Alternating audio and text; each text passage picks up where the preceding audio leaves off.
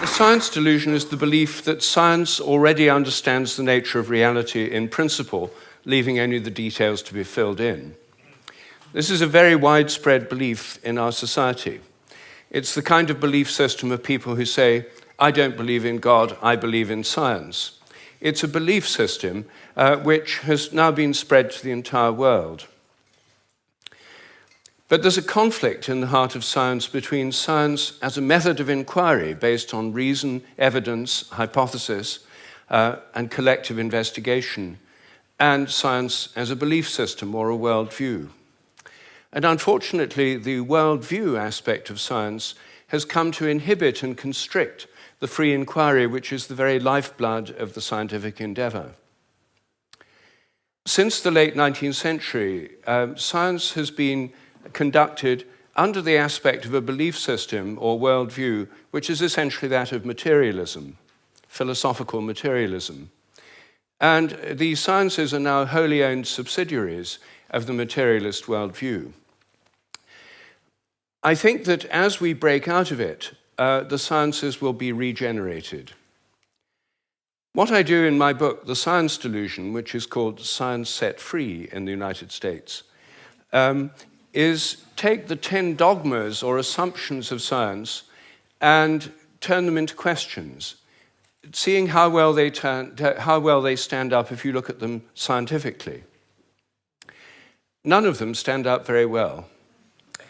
What I'm going to do is first run through what these 10 dogmas are, and then I'll only have time to discuss one or two of them in a bit more detail. But essentially, the 10 dogmas, which are the default worldview of most educated people all over the world, are first that nature is mechanical or machine-like. The universe is like a machine, animals and plants are like machines, we're like machines. In fact, we are machines. We're lumbering robots, in Richard Dawkins' vivid phrase, with brains that are genetically programmed computers. Second, matter is unconscious. The whole universe is made up of unconscious matter. There's no consciousness in stars, in galaxies, in planets, in animals, in plants, and there ought not to be any in us either, if this theory is true. So a lot of the philosophy of mind over the last 100 years is trying to prove that we're not really conscious at all. So the matter's unconscious, then the laws of nature are fixed. This is dogma 3. The laws of nature are the same now as they were at the time of the Big Bang, and they'll be the same forever. Not just the laws, but the constants of nature are fixed, which is why they're called constants. Dogma 4, the total amount of matter and energy is always the same. It never changes in total quantity, except at the moment of the Big Bang, when it all sprang into existence from nowhere in a single instant. The 5th dogma is that nature is purposeless. There are no purposes in all nature, and the evolutionary process has no purpose or direction. Dogma 6, biological heredity is material. Everything you inherit is in your genes, or in epigenetic modifications of the genes, or in cytoplasmic inheritance. It's material. Dogma 7, memories are stored inside your brain as material traces. Somehow everything you remember is in your brain in modified nerve endings, phosphorylated proteins. No one knows how it works, but nevertheless, almost everyone in the scientific world believes it must be in the brain. Dogma 8, your mind is inside your head. All your consciousness is the activity of your brain and nothing more. Dogma 9, which follows from dogma 8, psychic phenomena like telepathy are impossible. Your thoughts and intentions cannot have any effect at a distance because your mind's inside your head. Therefore, all the apparent evidence for telepathy and other psychic phenomena is illusory. People believe these things happen, but it's just because they don't know enough about statistics, or they're deceived by coincidences, or it's wishful thinking. And dogma 10, mechanistic medicine is the only kind that really works. That's why governments only fund research into mechanistic medicine and ignore complementary and alternative therapies. Those can't possibly really work because they're not mechanistic. They may appear to work because people would have got better anyway, or because of the placebo effect. But the only kind that really works is mechanistic medicine. Well, this is the default worldview, which is held by almost all educated people all over the world. It's the basis of the educational system, the National Health Service, the Medical Research Council, governments, and it's just the default worldview of educated people. But I think every one of these dogmas is very, very questionable. And when you look at it, they fall apart. I'm going to take first the idea that the laws of nature are fixed. This is a hangover from an older worldview before the 1960s, when the Big Bang theory came in. People thought that the whole universe was eternal, governed by eternal mathematical laws. When the Big Bang came in, then that assumption continued, even though the Big Bang revealed a universe that's radically evolutionary, about 14 billion years old, growing and developing and evolving for 14 billion years, growing and cooling, and more structures and patterns appear within it. But the idea is all the laws of nature were completely fixed at the moment of the Big Bang, like a cosmic Napoleonic code. As my friend Terence McKenna used to say, modern science is based on the principle, give us one free miracle and we'll explain the rest. And the one free miracle is the appearance of all the matter and energy in the universe and all the laws that govern it from nothing in a single instant. Well, in an evolutionary universe, why shouldn't the laws themselves evolve? After all, human laws do, and the idea of laws of nature is based on a metaphor with human laws. It's a very anthropocentric metaphor. Only humans have laws. In fact, only civilized societies have laws.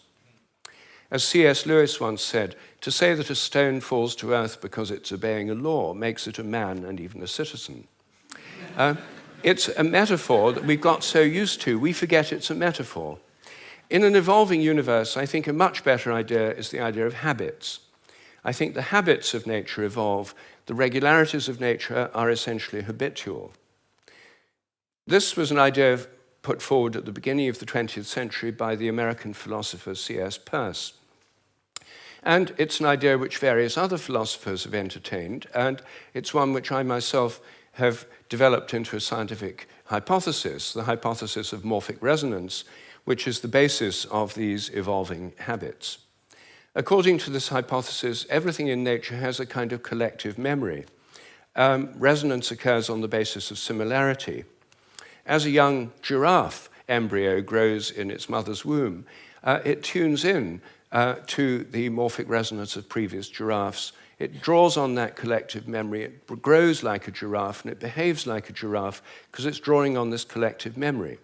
It has to have the right genes to make the right proteins, but genes, in my view, are grossly overrated.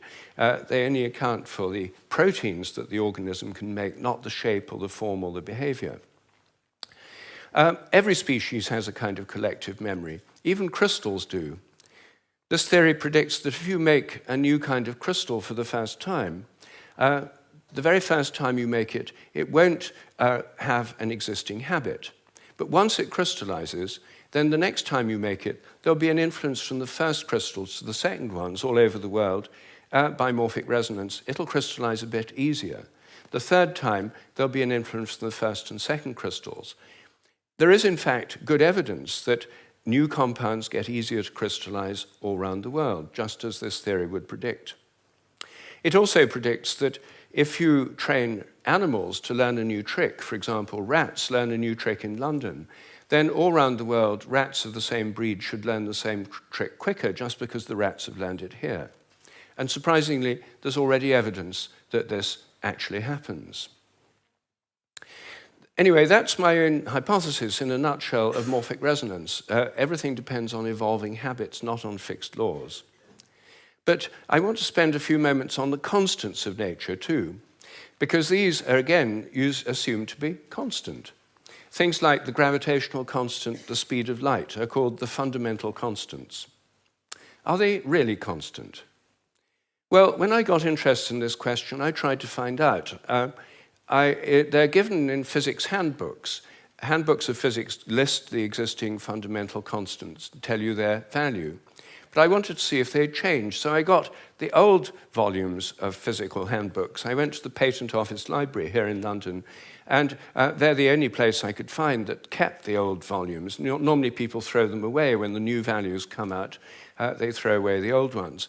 When I did this, I found that the speed of light dropped between 1928 and 1945 by about 20 kilometers per second. It's a huge drop because they're given with errors of any fractions of decimal points of error. And yet, all over the world, it dropped, and they were all getting values very similar to each other with tiny errors. And then in 1945, it went up, 48, it went up again. And then people started getting very similar values again. I was very intrigued by this, and I couldn't make sense of it. So I went to see the head of metrology at the National Physical Laboratory in Teddington.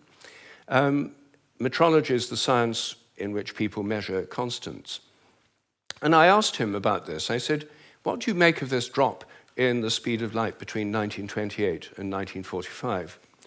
And he said, oh dear, he said, you've uncovered the most embarrassing episode in the history of our science. So I said, well, could the speed of light have actually dropped? And that would have amazing implications if so. He said, no, of course it couldn't have actually dropped. It's a constant. So, well then how do you explain the fact everyone was finding it going much slower during that period? Is it because they were fudging their results to get what they thought other people should be getting, and the whole thing was just produced in the minds of physicists? We don't like to use the word fudge. I said, well, what do you prefer? He said, well, we prefer to call it intellectual phase locking.